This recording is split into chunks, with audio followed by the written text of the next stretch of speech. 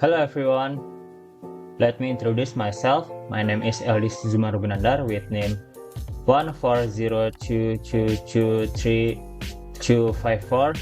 I'm here companion with my college. Benita Dia Syarifani dengan NIM 104022380381341. Then there is Putri Hera Zulianti with name 14022223158. There is Devina Adalia Ramdhani dengan NIM 14022200093. Then there is Muhammad Raka Akila, kelompok 9 dengan NIM 14024233328. There is Leonard Putra Pramuditya dan the last one. Siti Marfu'a dengan NIM 1430385.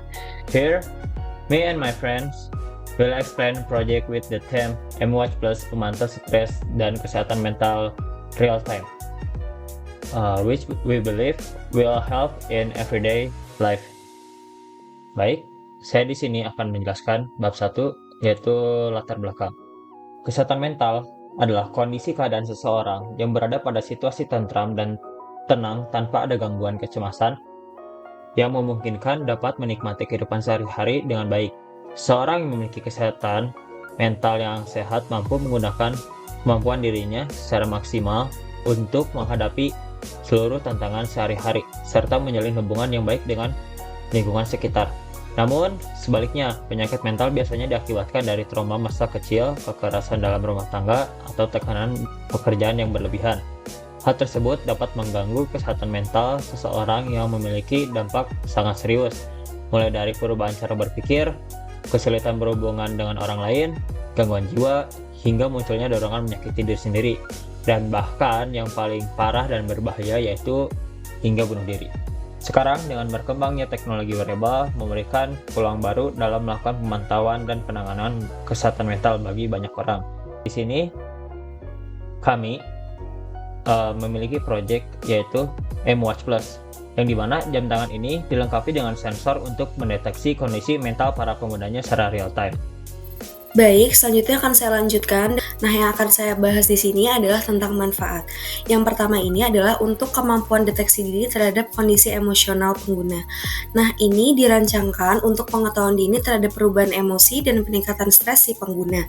Melalui pemantauan secara real time, pengguna berkesempatan untuk segera mengetahui jika ada perubahan emosi yang signifikan. Yang kedua, ada peningkatan kesadaran akan kesehatan mental. Nah, MWatch Plus ini diharapkan dapat meningkatkan edukasi pengguna tentang kondisi mental mereka hadapi pada kehidupan sehari-hari mereka. Nah, dengan data yang mudah diakses mengenai kondisi emosional, mereka dapat memahami pola emosi dan mengenali faktor-faktor pemicu yang berdampak pada kesehatan mental mereka. Yang ketiga ini ada integrasi antara teknologi digital dan kesehatan mental. Nah, teknologi digital yang mendukung kesehatan mental yang menggunakan pendekatan UCD dirancang agar mudah diintegrasikan dengan aplikasi kesehatan mental lainnya. Nah, hal ini dapat diperkaya dengan pengalaman pengguna dan meningkatkan efektivitas layanan kesehatan mental. Selanjutnya yang akan saya bahas di sini adalah tujuan. Yang pertama, menyediakan platform pemantauan emosi secara real time. Nah, melalui perangkat ini bertujuan untuk menjadi platform yang dapat memantau emosi pengguna secara terus-menerus. Dengan sensor yang dapat mendeteksi tingkat stres dan emosi, perangkat ini diharapkan dapat memberikan data real time yang relevan bagi pengguna. Yang kedua, ada membantu pengguna mengambil tindakan preventif. Nah, adanya pemantauan otomatis dan notifikasi, perangkat ini membantu pengguna untuk segera melakukan tindakan saat mengalami peningkatan stres atau perubahan emosi yang drastis. Nah, pengguna diharapkan dapat mengambil langkah preventif untuk mencegah kondisi mental yang lebih serius. Selanjutnya ada mengembangkan fitur-fitur terapi yang sesuai dengan pengguna. Nah, mengadopsi metode UCD yang memfokuskan pada kebutuhan pengguna, perangkat ini dirancang untuk menyediakan fitur-fitur latihan relaksasi, meditasi, dan peningkatan kesejahteraan mental yang dapat disesuaikan. Nah, fitur-fitur ini diharapkan dapat meningkatkan kenyamanan pengguna dan memberikan dukungan mental sesuai kebutuhan. Baik, selanjutnya saya akan menjelaskan pemicu gagasan. Tingkat gangguan mental di Indonesia, menurut survei INAMHS pada tahun 2022, 5,5% remaja berusia 10 hingga 17 tahun didiagnosis gangguan mental. Sekitar 34,9% remaja mengalami setidaknya satu masalah kesehatan mental yaitu ODMK.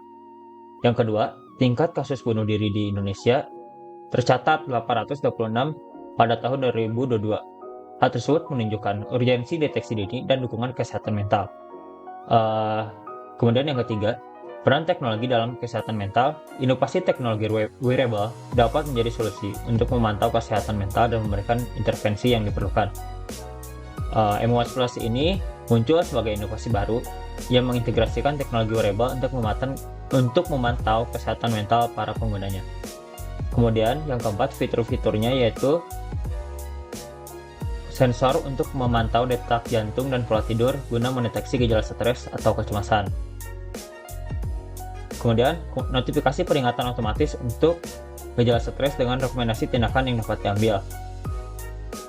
Kemudian, rekomendasi terapi termasuk teknik relaksasi dan meditasi. Kemudian yang terakhir, terdapat edukasi dari ahli psikolog tentang pengolahan kesehatan mental yang baik. Selanjutnya, akan dijelaskan oleh teman saya. Selanjutnya yang akan saya bahas di sini adalah solusi dari permasalahan yang diangkat. Yang pertama ada wearable teknologi dalam pemantauan yang real time. Nah, teknologi wearable seperti MWatch Plus ini bertindak dalam mendeteksi gejala stres atau kecemasan sebagai tanda awal dari gangguan kesehatan mental. Dengan menggunakan teknologi sensor yang dapat mendeteksi detak jantung dan pola tidur seseorang. Selanjutnya, adanya integrasi teknologi dan konsultasi psikologis. Nah, memberikan rekomendasi untuk tindakan terapi mental seperti meditasi atau relaksasi. Selain itu, jika gejala stres atau gejala gangguan kesehatan mental lainnya terus berlanjut, aplikasi dalam MWatch Plus dapat memberikan rekomendasi secara langsung untuk mendapatkan konsultasi dengan psikolog profesional. Nah, kehadiran MWatch Plus ini diharapkan mampu menjadi solusi efektif dan inovatif untuk mengatasi permasalahan kesehatan mental, memberikan alat yang relevan untuk meningkatkan kesadaran, memitigasi dampak stres yang berkepanjangan, dan mengurangi stigma sosial melalui pendekatan berbasis teknologi digital. Di sini saya akan membacakan bab 2 bagian 2.3 mengenai pihak-pihak terkait. Yang pertama, bagian A, manajer produk bertanggung jawab untuk mengatur jalan proyek mulai dari perencanaan hingga peluncuran. Bagian B, tim pengembang berperan dalam menciptakan perangkat wearable dan aplikasi yang menjadi bagian integral dari MWatch Plus. Tugas mereka mencangkup penulisan kode, pembuatan algoritma, serta integrasi fitur seperti deteksi stres. Bagian C, desain produk bertanggung jawab merancang produk yang tidak hanya menarik secara visual, tetapi juga nyaman digunakan. Bagian D, psikolog dan ahli kesehatan mental memberikan panduan ilmiah terkait kesehatan mental.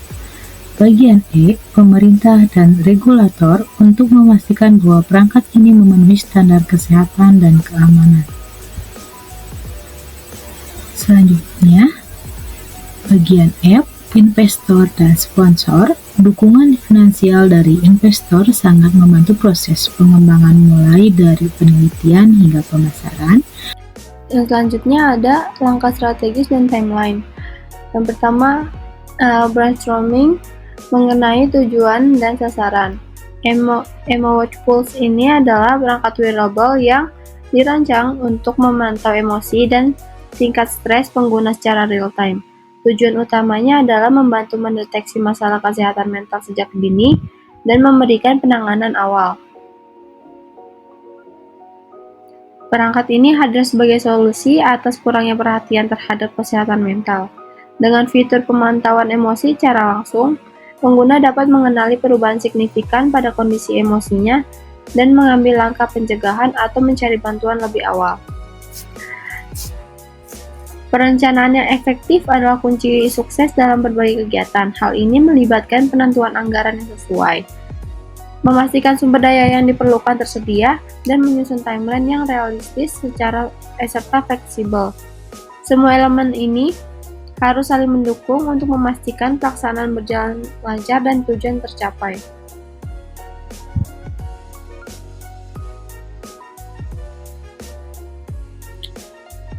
Menentukan platform perangkat ini dirancang untuk memantau emosi pengguna secara terus-menerus dengan menggunakan sensor yang mendeteksi tingkat stres dan emosi.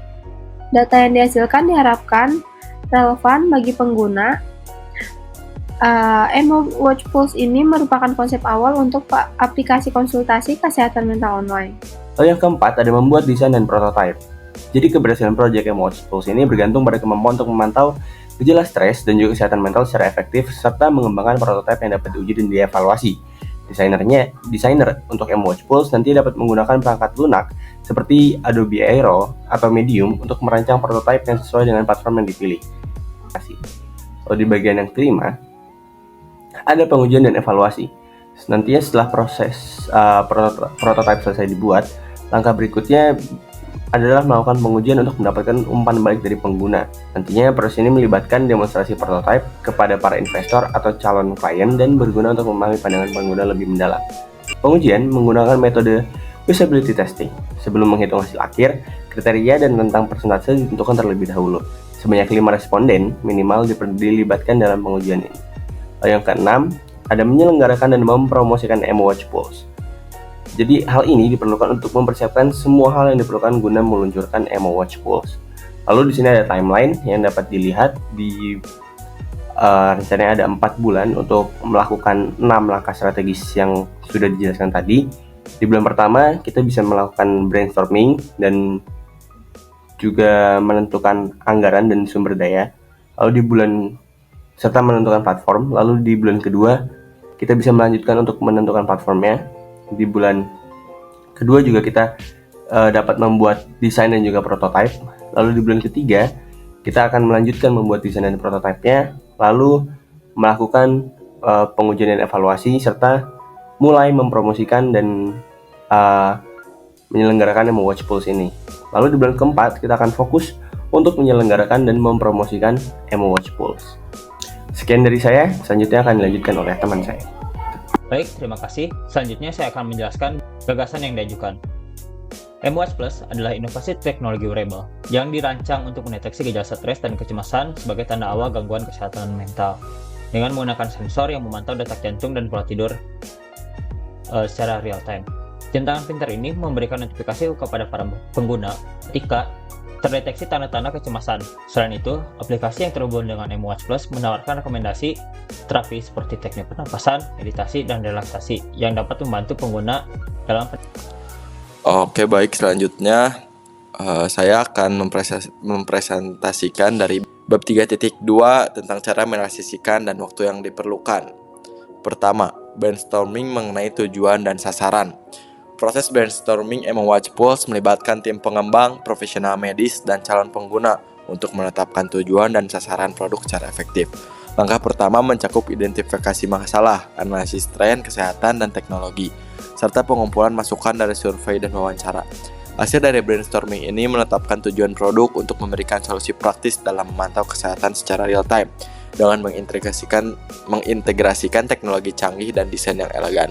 Sasaran produk difokuskan pada individu berusia 25-45 tahun dengan gaya hidup aktif, serta dirancang untuk memantau detak jantung, pola tidur, dan aktivitas yang terhubung melalui aplikasi mobile. Yang kedua, menentukan anggaran, sumber daya, serta timeline.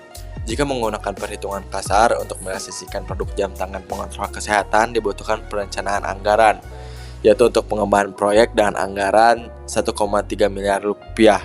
Tentang bab 3.3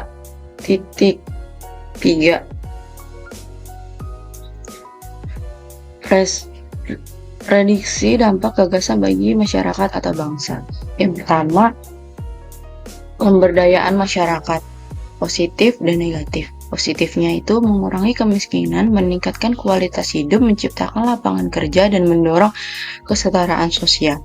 Negatifnya, gagal implementasi dapat memicu ketidaksetaraan atau konflik sosial. Yang kedua, inovasi digital.